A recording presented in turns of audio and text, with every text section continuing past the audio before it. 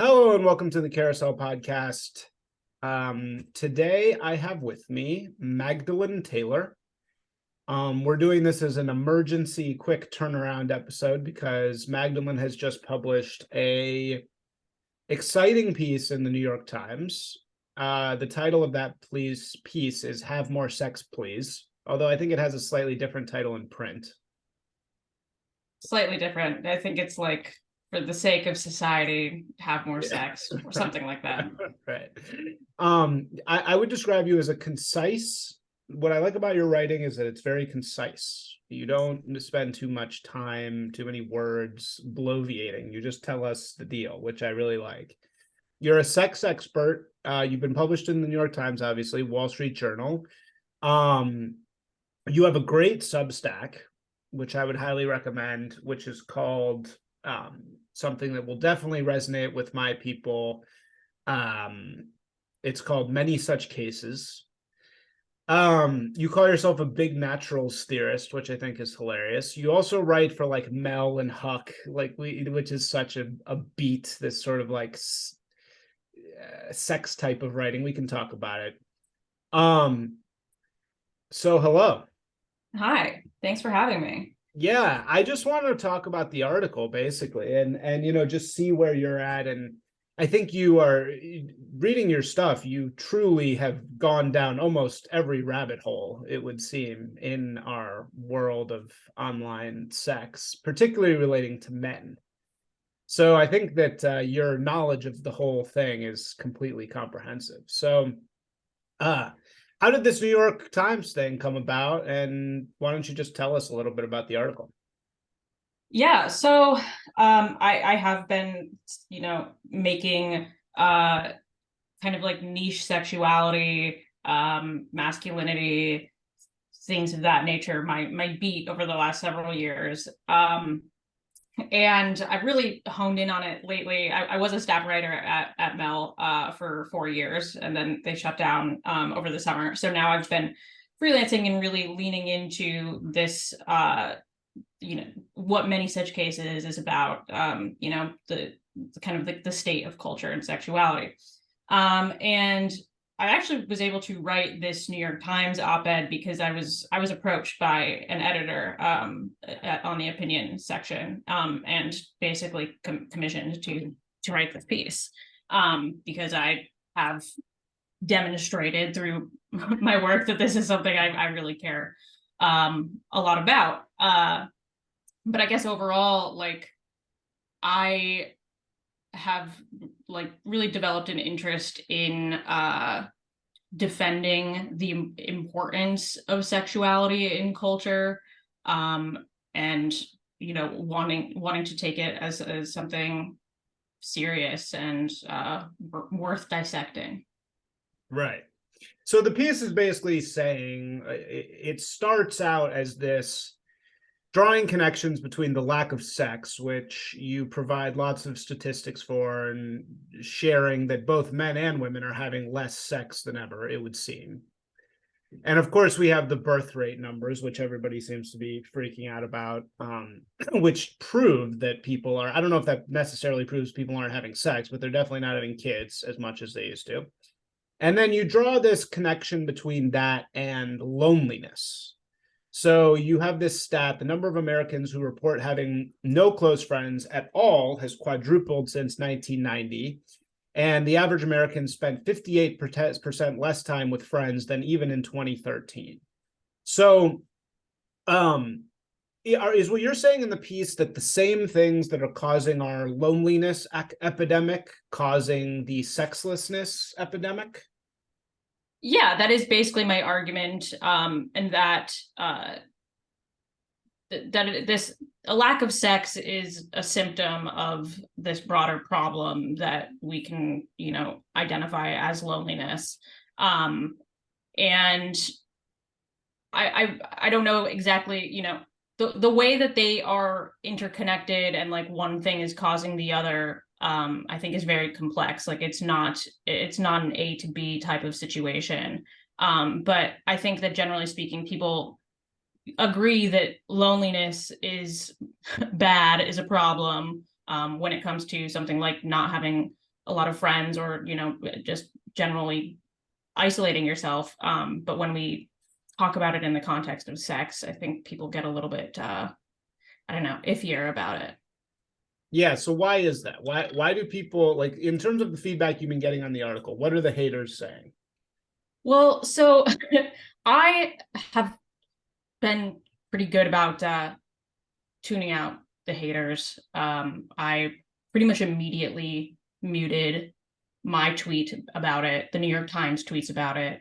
I have not been going out of my way to uh, engage with the criticisms of the story, just for Well, I'm my sure own everybody's going well-being.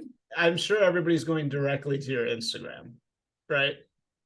Um, yeah, there's nobody's been mean to me on Instagram. That's good. That's good.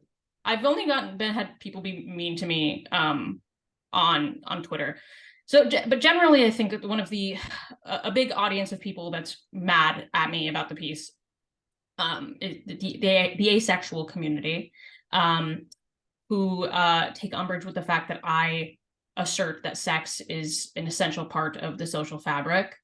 And I still completely stand by that. I think perhaps they are misinterpreting me saying that they shouldn't be apathetic towards this problem as me saying that they should like overcome their asexuality and fuck instead, which is not at all what I'm trying to say.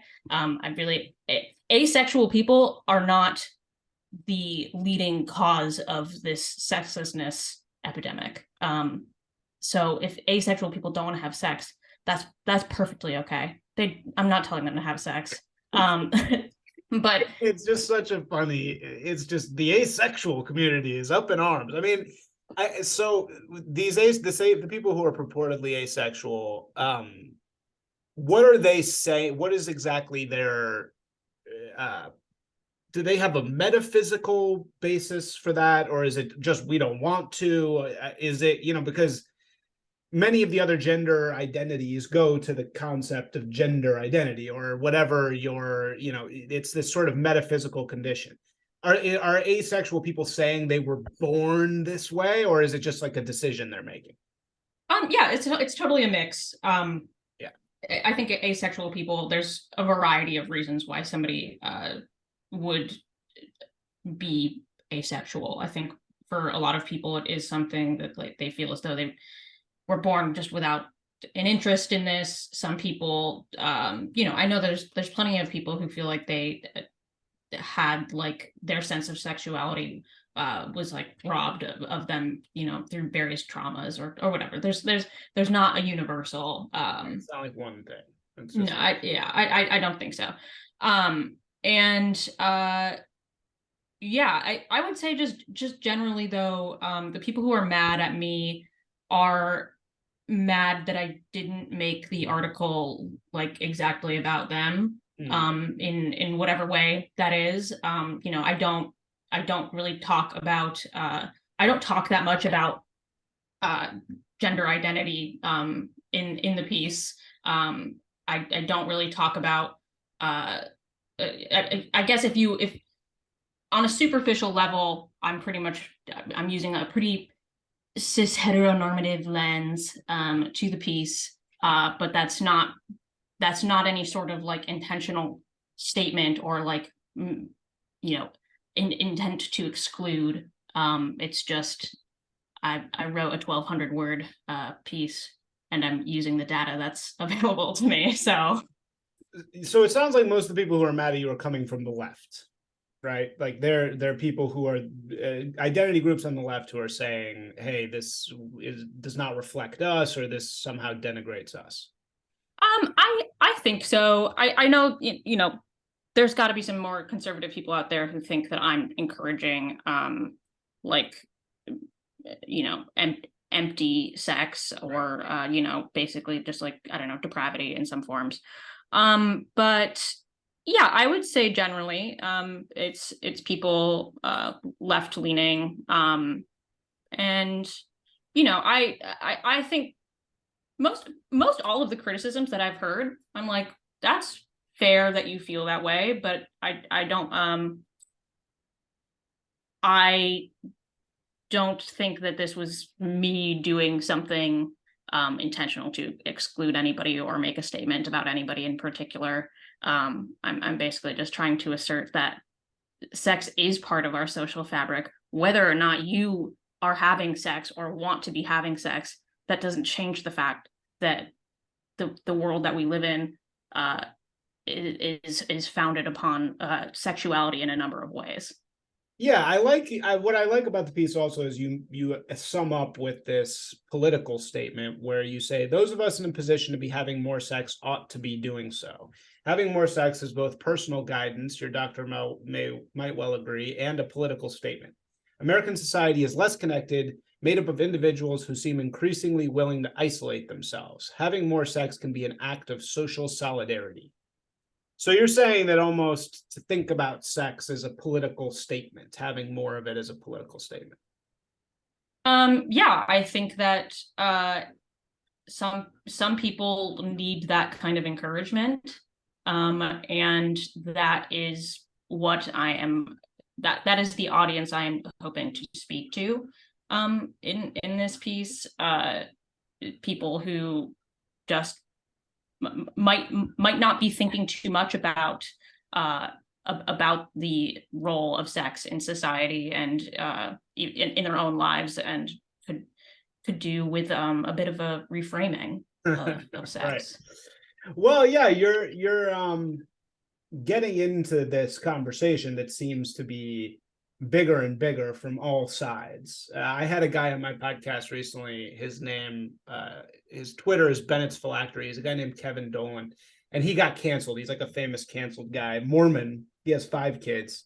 I've had 2 guests who've had 5 kids on recently. One this woman Peachy Keenan, and one him. And both of them are he in particularly is obsessed with this, or not obsessed. I shouldn't say he's obsessed. He's interested in and a part of this movement called pronatalism or natalism, which is about increasing the fuck rate, basically. You know what I mean? Increasing the amount of people who are procreating. So what is your opinion of that? Do you think that, are you more concerned simply about the lack of sex, or do you link it to the lack of procreation? I think that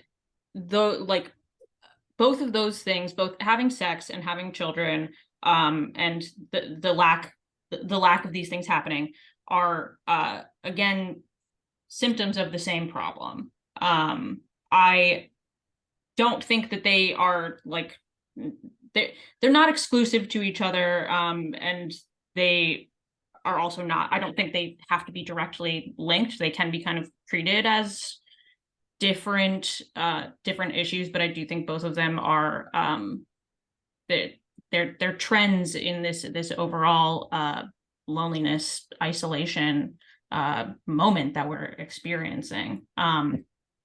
Definitely, I mean, I think that the natalist movement, like especially as it's discussed in that Insider piece about the Collins family, yeah. I don't know if you want to give background on that? I mean, I just read it. It's there's a piece in the Insider about this family called the Collinses who are like having babies Gattaca style. You know, they're trying to like pick their baby basically based on a sheet. They get these like genetic reports on their embryos and they get to pick one. And they just had a baby whose name is like Invictus. Yeah, it's like Titus Invictus. Titus Invictus, which is like a Twitter anon name. You know, they chose that girl, I think, from a line item, like on one of these reports. And they're doing this Elon Musk thing of like maximization. It's like the rationalist. It's like the smart people thinking, finding lots of ways to think about why it's so important we need to have more babies. And the movement towards, you know, using science to help us maximize the amount of children that we have. And not only that, but the quality of the children, literally like manipulating the quality of the kids. Yeah. Well, so one thing that really stood out to me about that piece in particular is that they don't talk about sex at all. Like they're in fact their their child rearing, what's the word I'm looking for? The way that they're conceiving is not through intercourse. That's fine.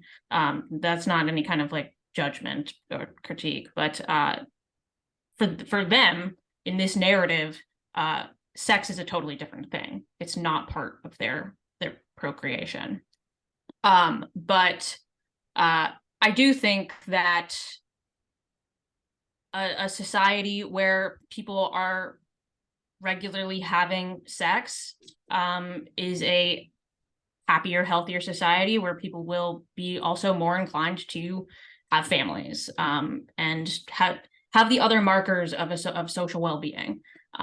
So I do think that they are connected. I think they can be also talked about in, you know, with different goals in mind and handled totally differently, obviously, like the Collins do. But yeah, I do think that there's a similar like cultural enemy that's being addressed or being attempted to address in these conversations.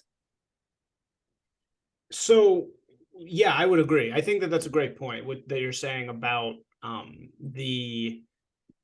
they're definitely from the same cause, these two things. And I would also agree that they're not separable. It's not like the birth rate is one problem and the sex rate is one problem. You know, I think that both of those things have kind of the same cause. So what is that cause? I think that probably is the best use of our time, because it seems like that's what you're the most expert in. What is this cause? Why is this happening? Why are people having so little sex? Forget about the kids. Why are they having so little sex, which is the more important element?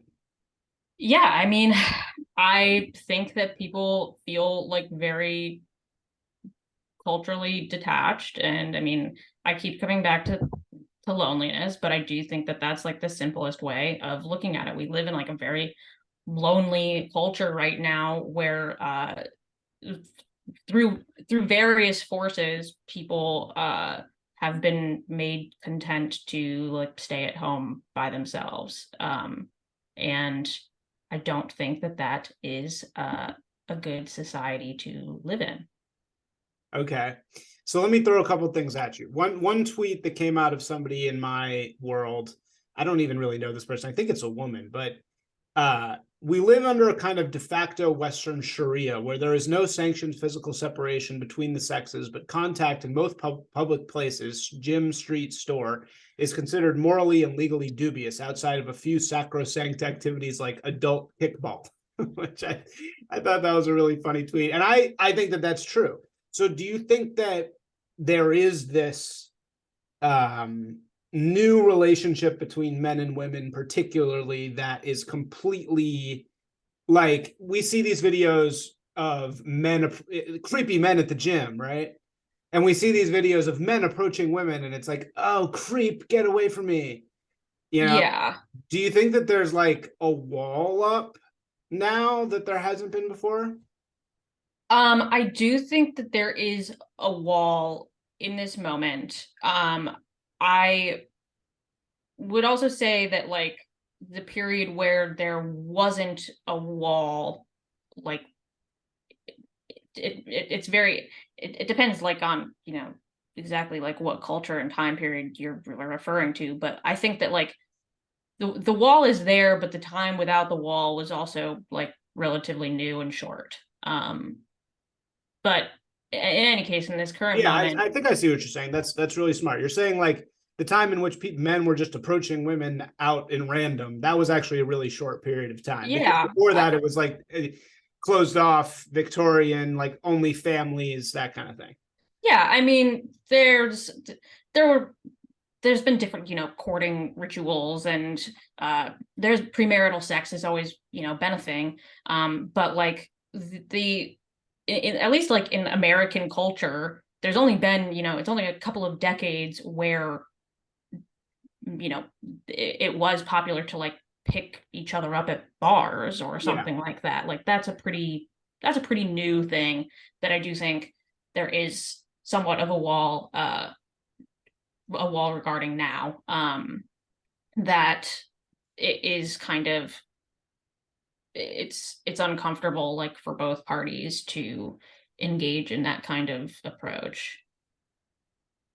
Right. So what's causing that? Why is that wall up now? Why is it so? I guess what I would say is why, and I think I have an answer for this, but why is it so uncomfortable to besides just the internet and everything like that, why is it so uncomfortable for women to be approached by men in the like normal everyday sphere? That's a very hard question, and like one that I can really only purely speculate upon, and it's also the kind of thing that, like, that's the answers will make somebody mad, of course. But Okay, don't worry, don't worry. you know, to Gonna make somebody else. to have the most generous perspective, myself as a woman, being approached, there are contexts in which I do not want to be approached, and like maybe at the gym with my headphones on, or really any situation where I have my headphones on, kind of I'm I'm hoping to signal that I'm not interested in having a conversation. But a lot of women do certainly feel like their safety is maybe being threatened, or that being approached is not necessarily not a threat to their safety, but like a threat to their sense of autonomy and like their right to exist in the world without being like perceived as a sexual romantic object. Um, what else is it? I do think that with a lot of Me Too and the related discourse around it, some women may feel that that this is now like it's reframed, I think, in some people's minds, like what is and isn't appropriate. And it's it's often, it's kind of I'm trying so hard to word this in like not Just not an aggressive way. be I know you'd love aggressive. it. I know you'd Be love it if I said aggressive. just let it out. Yeah, let it out. I mean, I obviously don't care. I don't think you're gonna upset. Well, so listen, it feels good to get mad about stuff. I think is kind of what I'm trying to say. It feels good to in some ways to have been slighted or to have something to complain about. And it's I see. Okay, that's with not where I with thought you were gonna go, but yeah, but interesting. No, I got you. um and we are just empowered now more than ever to find things to complain about and to complain about them. And some of those complaints are totally warranted, and some of them I think are we're inflating a situation in our head because cultural discourses have kind of encouraged us to do so. Well, and I think also, like you're saying, it feels good because you get to then get attention for it's like you get attention for being angry about the thing, and that is an addiction. It's like when the women post those creepy guy at the gym videos, people cannot get enough of those videos. Yeah, They yeah, love watching them, and they love because the woman puts themselves in her shoes, the guy puts themselves in his shoes. They say, "Would I do that? Is that creepy? Do we know?" So I think it creates this great. They get so much attention for it that it's like it's irresistible. yeah, absolutely. Yeah. um and I totally understand and sympathize with that instinct. Yeah, of course. So do I. Well, who doesn't? We all are. Yeah, Yeah. yeah, Yeah. everybody likes attention, Yeah. or We definitely do. especially online. Yeah. Right. But yeah, I'm curious, what is what are your theories about this? Okay. Well, I guess this I didn't want to go here right away, but since you're asking, let's just do it. In I'll tell you mine. So in your articles, you are not kind to the old incels. You say that the incels are misogynistic, toxic. The label is arguing for violence against women, and they're untrustworthy of unworthy of compassion. God, I cannot talk today. Sorry. They're unworthy of compassion. So I guess what I would before like I am not an incel. I'm married. It's not like I'm sitting around having incel beliefs. I certainly would never advocate for violence against women. But I guess I'm curious why, like, why is like incel in this world of New York Times and like the appropriate, like the mainstream, why is incel this thing that must be like very harshly counter signaled against? Because and I'm not even, that's not rhetorical. I'm genuinely wondering. Yeah. So that quote that you took from me about incels being like unworthy of compassion or insight, that is me generalizing how we culturally perceive incels. Yeah. I don't agree that incels aren't worthy of compassion or insight. But that's what much of my work here is about. Yeah, that's what I was. Yeah, totally. So I do think that like we should have some compassion towards some of the incel community. I do think it is something that you have to counter signal against, because it's there have been plenty of people who are committing violence like under the brand name of being an incel. Yeah, we're talking about like Elliot Rodger type. Yeah. And so that has made people think that like this, there's kind of a perception that like if you're a guy who like isn't having sex and is like upset about that fact, then you are an incel, like to the same level of misogyny as Elliot Rodgers or something like that. And I just I know for a fact that that's not true. It's a huge number of people. It's 1 in 4 men under 30 have not had sex in the last year. Right. It's not the case that 1 in 4 of them are violent misogynists. That's just not what's happening. Right. No, I mean, definitely. And that's what I was going to say, actually. Your work seems to...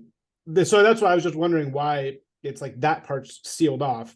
But of course, I understand, the Elliot Rodger connection. You have to be careful with that, which of course I understand. I think it's just then people see that and they think, oh, she's not you, just anybody in the mainstream media is not wanting to hear that ideology, right? Yeah. And that ideology, the incel ideology, actually, this isn't even the incel ideology, the red pill ideology, right? And you're a big Reddit person. I'm sure you remember the red pill subreddit, right? Mm-hmm. That whole thing. So my red pilling as a person really occurred there. And this was not, again, I have never had trouble with women. Like I'm not an incel. I never did pickup artist stuff. I think all that's really, really dumb. But there was a framework that red pill subreddit worked upon, explaining the dynamic between men and women, that I did find to be like extremely compelling. And really helped me to like make sense of a lot of things. And that's sorry, you're already. That framework revolves around this idea of hypergamy. Yeah. So hypergamy, dude, I mean, I'll just say it for the listeners, you probably know, it's the idea that women mate for status, and that the basic desire of women is to mate for status. So the clearest example of that would be the difference between men and women in swipe rates on dating apps, right? Men supposedly swipe 65%, right, I guess is when you're wanting it, right? And then I've never internet dated, so I don't know. And then left when you don't. Women only swipe right on 5% of the guys. Who are the 5% of the guys all the women swipe right on? It's the same 5% of guys, right? So women in a given community are all targeting the same 2 out of 10 men, more or less, right? And in a state of nature, in the world where there's no marriage, there's no anything else, there's no boundaries, there's no social pressures, women will converge upon being with that top 2% of men. And as the theory goes, women actually are happier that way, just as men, are happier having multiple wives, right? Having 10 wives instead of one, right? Like, and this is why marriage becomes this compromise where the woman doesn't really get the man she wants, but she gets a guy who's not going anywhere. And the man doesn't get to bang every single girl, but he gets one girl, basically, right? And I think that what we're seeing here with the lack of sex for the overwhelming majority of people is, as every single societal bit of pressure has been torn down, women's desires are entering this like state of nature, right? And women's desires are all going towards these same very, very small number of guys. And that's why you see West Elm Caleb, right?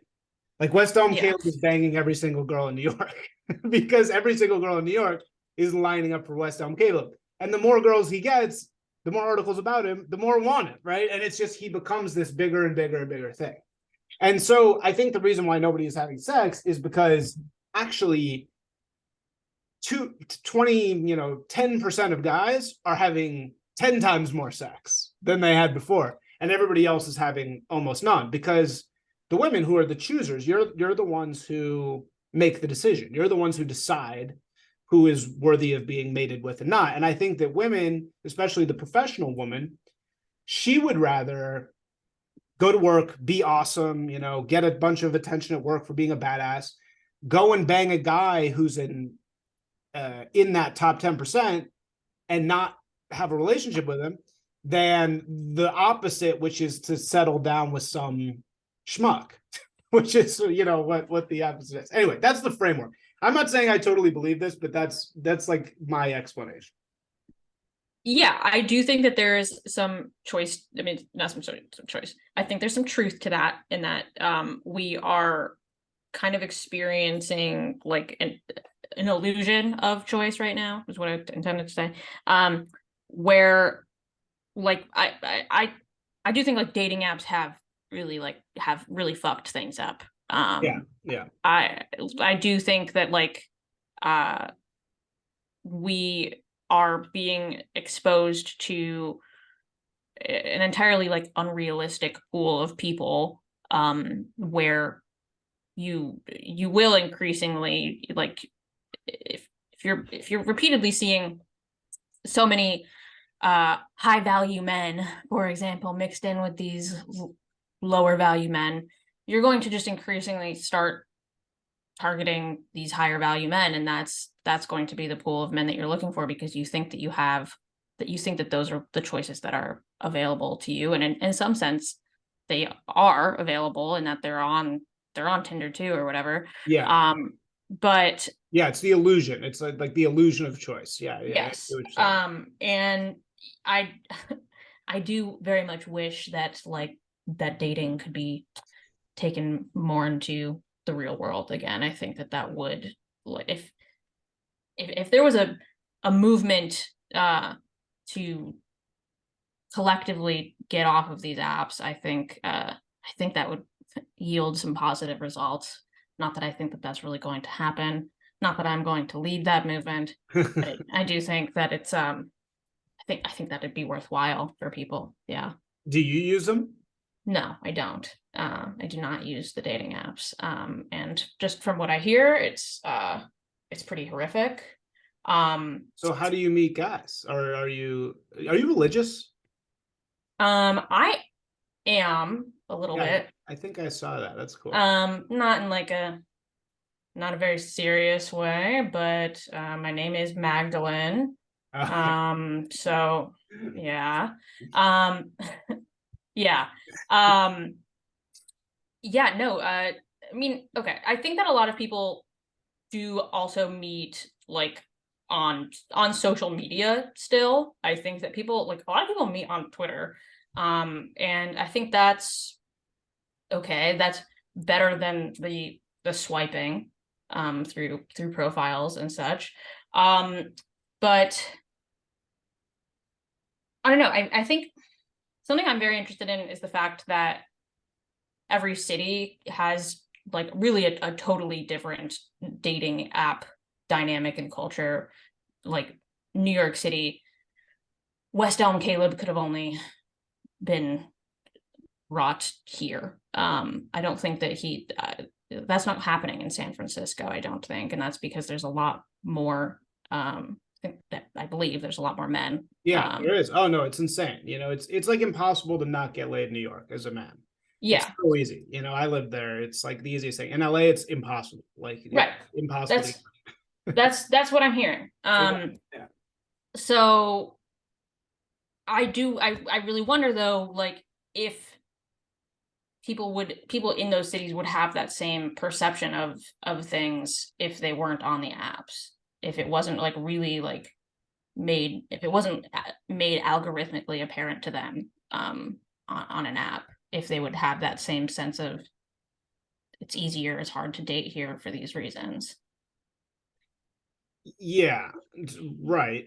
But aren't the apps like, so you're saying the apps are part of it, but isn't it all really coming back down to female choice? Like, isn't that basically what we're experiencing? Because even the apps are facilitators of female choice, as we've seen. Mm-hmm. You know, the apps are basically a woman window shopping. The man is going to swipe, you know, he's going to swipe on everything, basically. Yeah. You know? Whereas what has changed in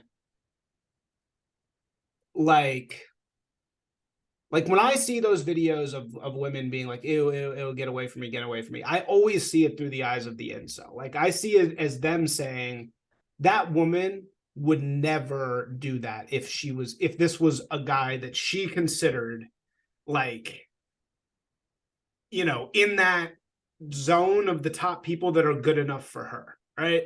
Yeah. Which is unfortunately the same zone that every other single woman is thinking of, right? So it's like, yeah. Well, so I mean, I guess, yeah, you're right that like the biggest probably like driving factor in all of this is like, yeah, like women choosing men that appeal to them, and that right. But you know, I don't even think like it's that kind of situation of like, oh, like if it was a really hot guy who came up to you, then like you wouldn't be like upset about this. I feel like even that is like kind of a very niche interaction and like isn't really true to how people meet, how people form relationships. And I think it's easy for people to have this idea of like, oh, like hot guys can go up to girls and like, I'm not that hot, so I'm just gonna like fucking give up. I think it's easy for guys to get into that mindset when like in reality, you should just be like trying to meet women in like normal avenues, like have a hobby. Yeah, go do adult kickball. So like literally go do adult kickball. Well, what I'll definitely give you is my friends who, you know, my most incelish friends, or even my friends who get laid a lot, but they have an incel mentality. You should really follow Delicious Tacos if you don't. He's he's honestly like the best writer of our generation, and he's a friend, and he writes about sex exquisitely. But a lot of people in that sphere, they do kind of enjoy their prison, right? It's like it's not like they're out there joining adult kickball. And the guys that do join adult kickball, they kind of generally do meet a woman eventually. You know, like the guys who actually do try those other avenues. Eventually do kind of meet one. But so how do you personally develop attraction to a man, assuming that you're attracted to men? How do you develop that? Like what are the factors in your head? Why is it better to like do adult kickball? Is it because you kind of like, what I imagine is like you get in this environment and you like see a guy from afar kind of, and they like have a certain cut of their jib or something, or you hear about it from other people like, oh, this guy's really cool, or this guy's really hot. Like, How do you develop an attraction to someone? I like, so of course I will like, I could see a man walking down the street and be like, that man's really hot. But that's never gotten me anywhere. Um, I form like actual attraction by like having conversations with people, and like realizing like, oh, they're like a normal fucking person. I really don't think it's like, it's not that complicated. And all men really have to do is show that they can be a normal fucking person and like have hobbies and interests and friends, and like you will, the things will unfold eventually. Like you will meet women, and like eventually one of those women will likely want to have sex with you. It really, like, I don't know, it's just not that fucking complicated. Like when I'm attracted to somebody, it's like because like we we talked and we hit it off. Like that's really all it is. But so there's no physical minimum. There's got to be some kind of physical bottom line that Sure. I like certain, yeah, I mean, I do like, I'm attracted to hot guys. Like it's not, again, it's not that complicated. But um like, I don't know, I would say I've slept with like, well, okay. I've also recently learned that like the 1 to 10 scale, people are really working with like a totally different framework than I am. Like, I don't know if you've ever been on the Reddit True Rate Me. no.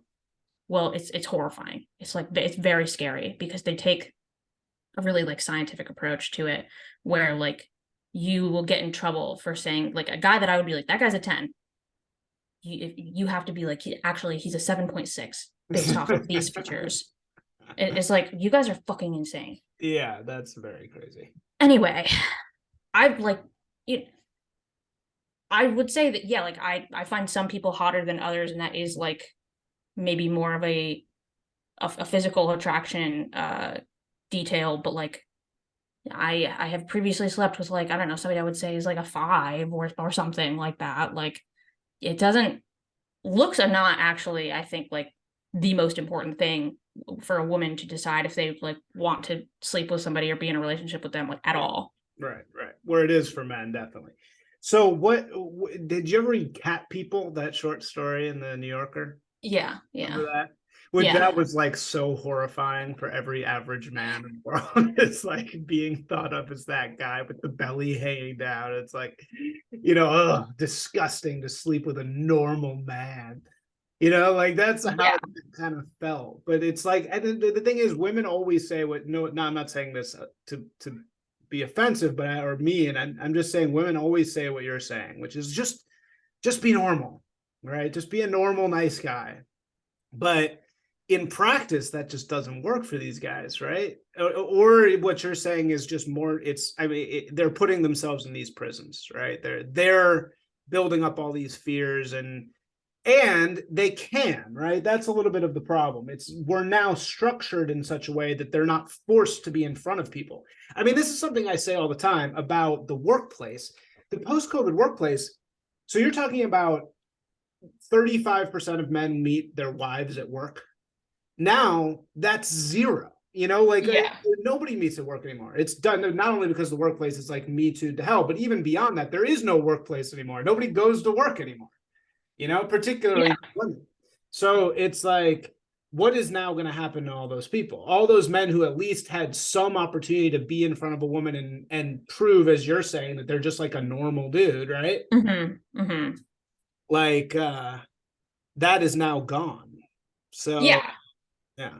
I very much like, uh I sympathize with people who feel like this is like, they're in an impossible position, because like in a lot of ways, like, yeah, they are, and it's getting harder and harder to meet people. And like I work fully remotely from this fucking desk right here. But I do like think it's good for people to like have an office that they at least like can go to sometimes, that other people are at.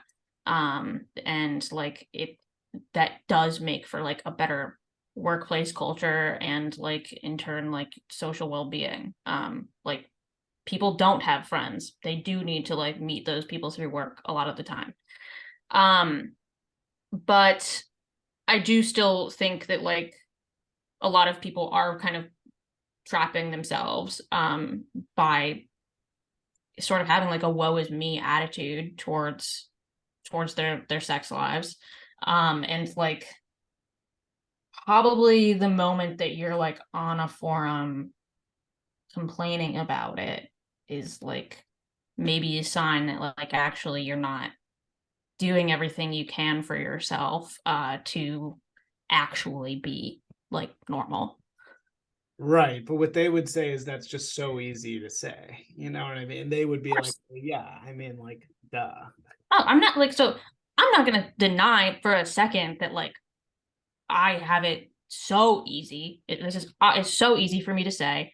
Life is on easy mode for me as a woman. Yeah, 100%. But like people, I just don't want people to like give up on themselves because Yeah. I don't want to. I also just like I don't want to live. I don't want to exist in a culture of like sexless, Yeah. lonely people. Sexless And culture. Totally. yeah, It sucks. And you can feel it. And you can feel it everywhere. You know, you can feel right.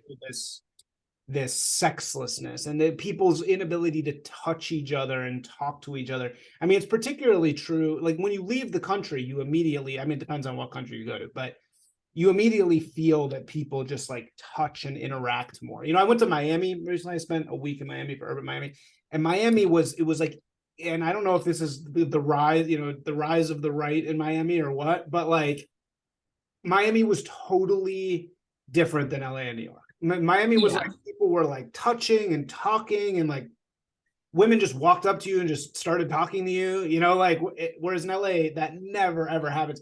And it felt like that was like, wow, people are like fucking in Miami again. Like that's like yeah, it's like wow, people are actually like going for it here, you know. Whereas the rest of culture, it just feels like it's not happening. You know, I do feel so you put a lot of this at the feet of social media, and I think that is there a part of it here where um like I think kind of like attention for women is like sex for men a little bit. It's like hmm, I think being appreciated for being beautiful as a woman is like you're getting the same fix that a man yes, gets when you are a yeah, woman is agreeing to have sex with you, right? yeah. So it's like, is there a part of it here that's also like Instagram? When you're being hot on Instagram, like, does that kind of outsource the like? Are women just satisfied because they're getting all the attention they want on Instagram anyway? Like they're kind of satisfying a big part of their sexual needs. Yeah, you're satisfying like a libidinal instinct to like be seen and acknowledged in a way that sex would provide.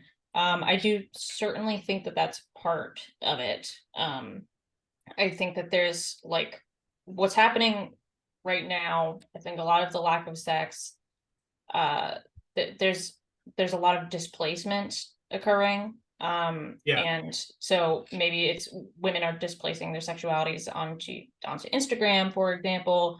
Meanwhile, I think a lot of men have entirely displaced their sexualities like onto porn. kind of fun, which is yeah. Yeah. Yeah, no, I think you're right. There's an interesting thing with you and like with Anakachian, for example, where and like Dasha, like you guys are intellectuals, right? I mean, basically. Arguably, yeah. But you also have super hot Instagrams with like no clothes on. So that's for sure like a brand new phenomenon. Like there's never been a time in the world when that's ever been the case, right? Where our intellectuals are also like sexy, you know, Yeah. like publicly, right? Yeah. And by the way, I am not saying this to judge at all. I love Anakachi and obviously I love you know I love your writing, and I actually don't think it takes anything away from you really, but it is sure is weird. It sure is a weird condition. Yeah. I would say it is a weird condition. It's a new phenomenon. This there haven't been a lot of 26-year-old intellectual like people like myself that we are able to like see in a public way. Like this is because like there's just a medium for me to like have bikini pictures like on my Instagram. Yeah, it's the same for men, by the way. Like, Yeah. Bronze Age Pervert, Delicious Tacos, these guys are all right-wing bodybuilders, right? It's like our male intellectuals are also taking their shirts off in front of people. So it's not just women. Yeah. I think a lot of it is that like for me personally, just that I have kind of come of age in this in the Instagram era, like where what you do is you post hot pictures of yourself. And I have just kind of managed to continue doing that as like I've become more of an adult and like I don't know, more of like a person with like a reputation. Um and yeah, I mean, I guess sort of to with what you're saying, for like Bronze Age Pervert and everything, being attractive and like looking hot is like that's good for you too. Like if you want to be a bodybuilder guy, like great, like go for it. I think well, I mean, if you're not doing like steroids and stuff, but it's probably good for you. So yeah, why not? All the better. All right, let's do this one last topic. I know you have another thing to go to soon, but so related to all of this, there's this other conversation going on that's reaching also a fever pitch on Twitter today and like yesterday about sex scenes in movies. And I think you're the perfect person to talk to about this. So that Penn Badgley, who I don't even really know who that is, but I guess he's the star of some YouTube or Netflix show. He recently came out and said, and this just feels so like exactly perfect for our culture right now. He's this like hot guy, and he said, "I'm not doing any more sex scenes," or he asked not to do any more sex scenes in his Netflix series because to honor his marriage, right? And then simultaneously, we're hearing all this discourse about people saying that sex scenes in movies are cringe, which I completely feel myself. Like I cannot watch this. I like go like cover my eyes in any sex scene in anything I'm watching now. And I'm older than you, so I grew up in a time when sex scenes in movies were like hot, like where you got like a boner watching it, whereas now I'm just like, I don't want to see this. So why is that happening? Well, first of all, what's your take on Penn Badgley? Are you against his decision or pro? I mean, okay, so I kind of just feel like Penn Badgley can do whatever the fuck he wants. Like I don't give a shit if Penn Badgley wants to shoot a sex scene again or not. Like I don't care. It kind of like it's it sort of like should be, actors can maintain their own like autonomy to decide what kinds of things they want to shoot and what not to shoot. I do, however, think it's bizarre to conflate sex scenes with like true intimacy and suggest that it's like disrespectful to his wife, because I just think that that's like a real like inflation of like what it is to perform a sex scene, and like kind of, I don't know, to me brings up like some other strange questions of just like how he's perceived the performance of these scenes in the past, and like I don't know, I think the whole thing is bizarre, but I will like I don't care if Ben Badgley ever does a sex scene again. I do, however, care about that the discourse of that like sex scenes are cringe. Um, and I think that cringing at a sex scene is fine, maybe even actually good. But some things you should cringe. You should be seeing things that are making you viscerally react. And that my issue then is just that some people think that they should not have to cringe at all or should not have to encounter sexuality in any form, which is basically that same apathy towards sex that I was talking about earlier.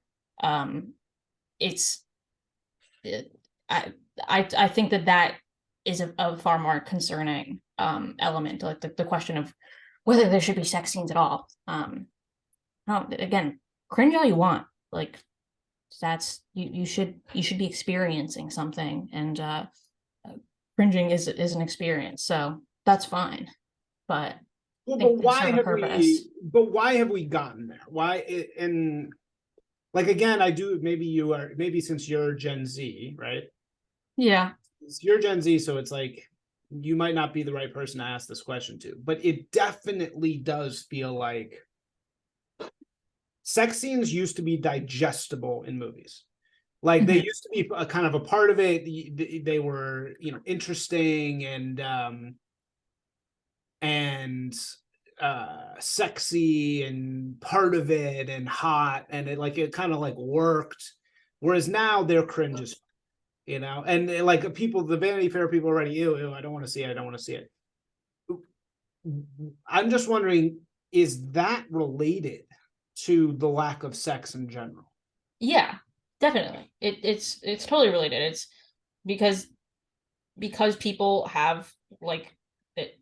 Well, okay, I don't know if the fact that sex scenes are cringier from your perspective is a result of this, because I guess I don't know if sex scenes have gotten cringier or not.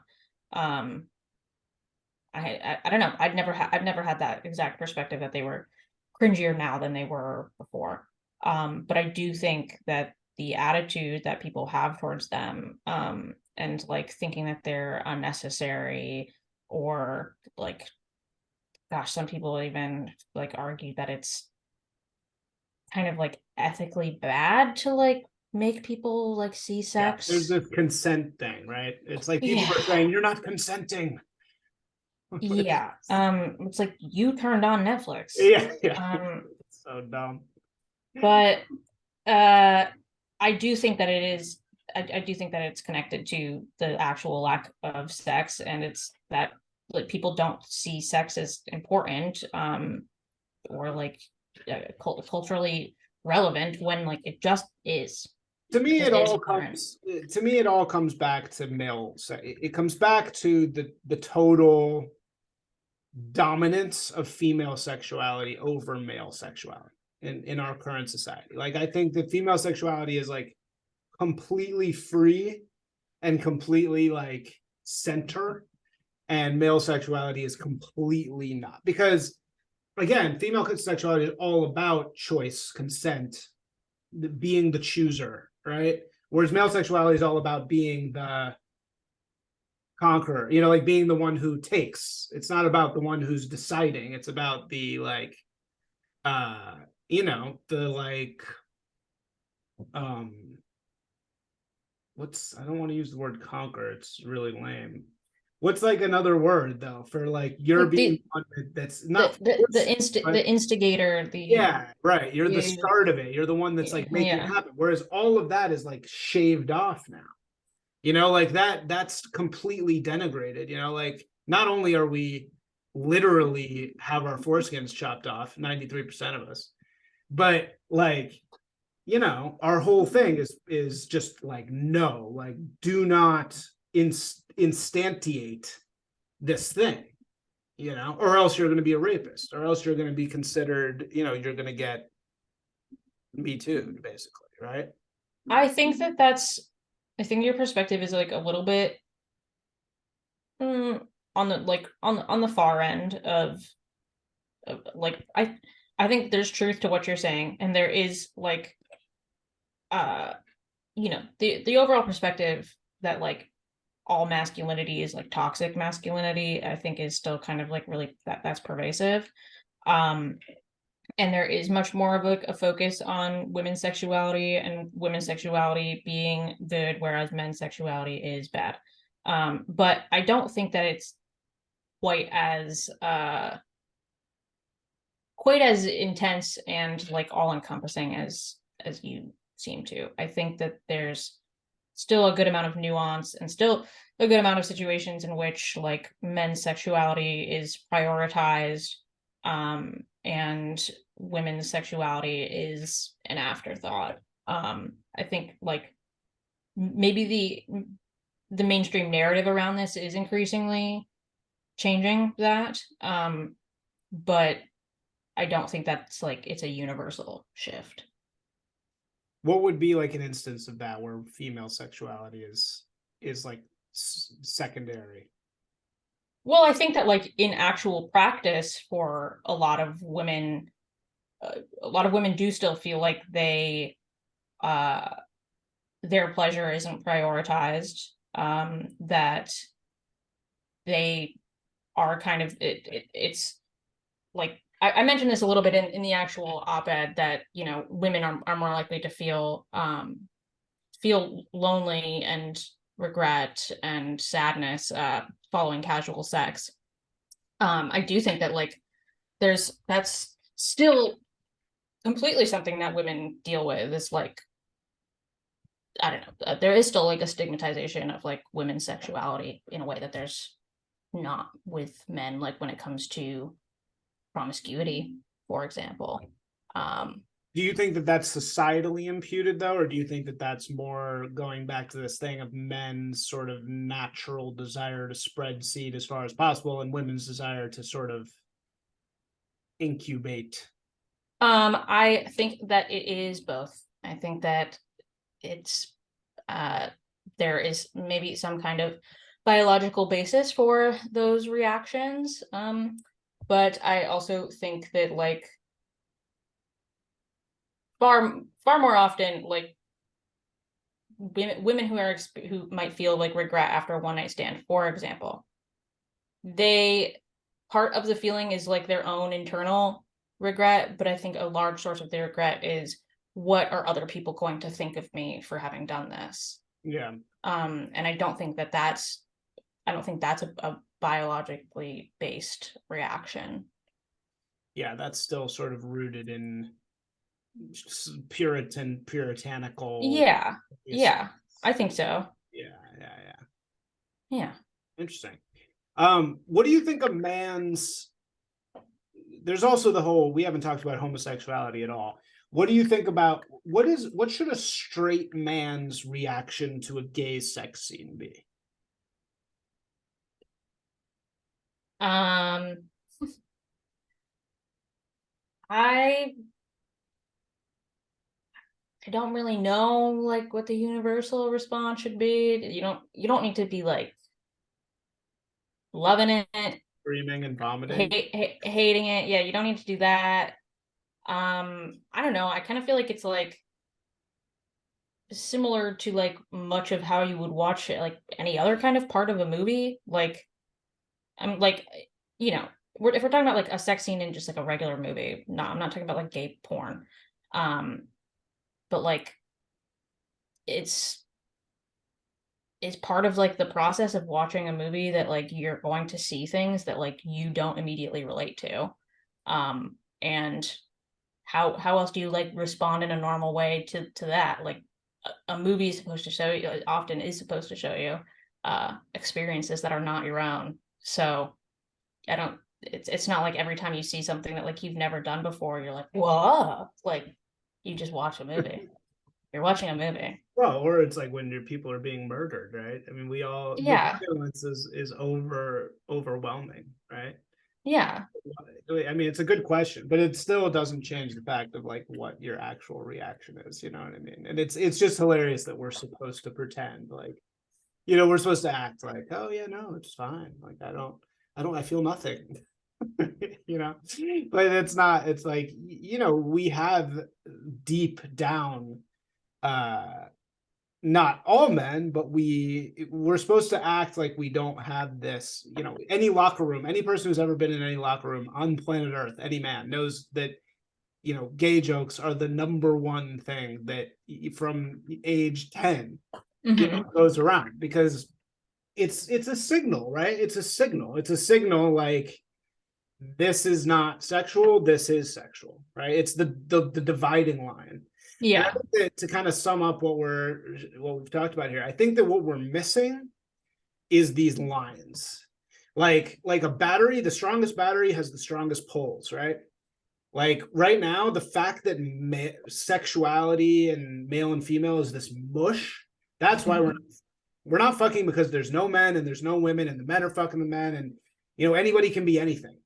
Whereas the stronger the male thing is and the stronger the female thing is, the more like separation there are in those things, the more sex there will be, because you have a stronger charge, you have a stronger polarity.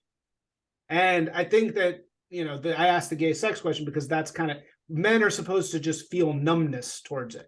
But that pushes us further into the middle of, well, I'll fuck anything, right?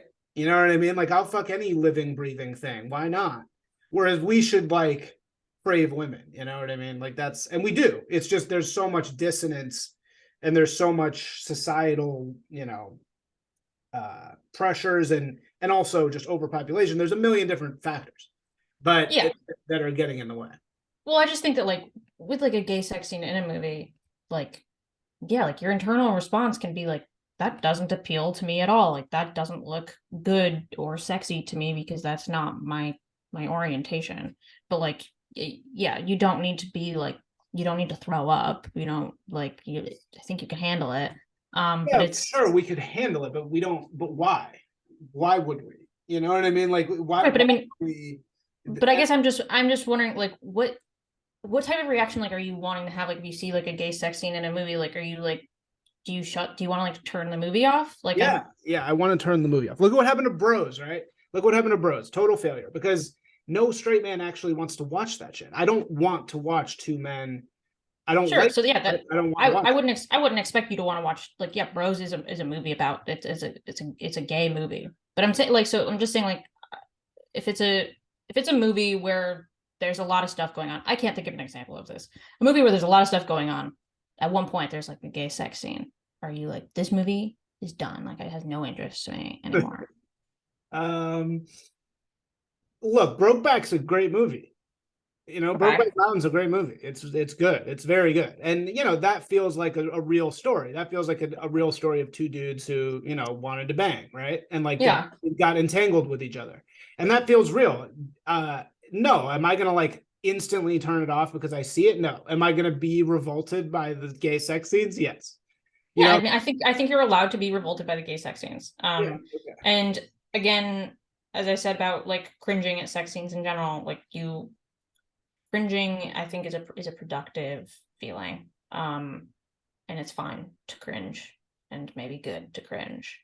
Um, but yeah, I don't know. I mean, there might be something there to your theory that what we need is increased gender polarity. Um, and I don't know. I mean, I for one compose myself in a very feminine way because that's what works for me. So there maybe I don't know. Maybe there's truth to that, but I won't. I'm not going to plant my flag in that one entirely. No, it's all good. All right, last thing. No, I really am very interested in this, but I know you. I want to give you time to prepare for your next thing. Just really quickly, the last sort of element of this I want to discuss is the men who actually enjoy or at least get off on the humiliation of being in this new world where they're undesired, right? In the betas, right? So the Yeah. betas are the 90% of men who are not desired in this hypergamous framework. That's where that name comes from. I'm not saying that's true. I'm just saying the name beta comes Yeah. from the red pill thing. So you discovered this incredible subreddit called Censored for Betas. Can you just tell us really quickly like what that is? Yeah. So it is a subreddit where porn and also like non-pornographic images of women are pixelated or blurred to where you cannot see any of the juicy details because the idea is that beta men aren't allowed to see this kind of content, shouldn't see this type of content, wouldn't be able to handle seeing this type of content. And so they ought to restrict themselves or otherwise be restricted to censored censored erotic content. Right. So we're literally seeing, like, instead of boobs being blurred, it literally says like only for alphas over Yeah. boobs. Yes. And why do they get off on that? Because it's, it's it allows them to like kind of reclaim, I think, that beta identity. And it's a way of, embracing it rather than fighting it. And I think a lot of people do uh kind of like sublimate things that are humiliating to them into something that's like erotic. I think that's a big part of it. But also, I think a lot of men really enjoy having choice removed for them, and being told that they're only allowed to look at this one type of thing and that they don't have a choice in this matter is appealing. Yeah. You had another podcast I listened to for a second. You were like, yeah, you and the host were like, everybody's a baby now. And they all want to be like babied. They want to be told what to do and given everything. Yeah, I think that is a really big thing with the beta men. I think that like a lot of the men who are interested in that identity like often don't even necessarily fit that bill. It's just like kind of a new it's kind of your classic like BDSM stuff put into like a very contemporary package. Yeah, it's like you're a beta, you're a stupid beta. Yeah, Yeah. totally. Yeah. Yeah. All right, cool. Well, thank you so much for coming on. I was really excited to see the article. It's great to see the New York Times publishing some things that are sex positive and not just sex positive from the same old, have sex with anything that moves standpoint. Yeah. I thought that yours was creeping. The reason why I immediately saw it was creeping towards the point of like actually meeting in the middle a little bit, like actually understanding instead of blasting the same shrieking bullshit at both sides. You were like genuinely trying to understand this problem from an honest perspective, which is why it was like, I think immediately caught my eye for one. So I think it's great that you exist. And I think the fact that your Instagram is what it is and you're owning being feminine as well is really powerful and really great. And I think we need more people like you who are just open-minded and serious about getting to the truth.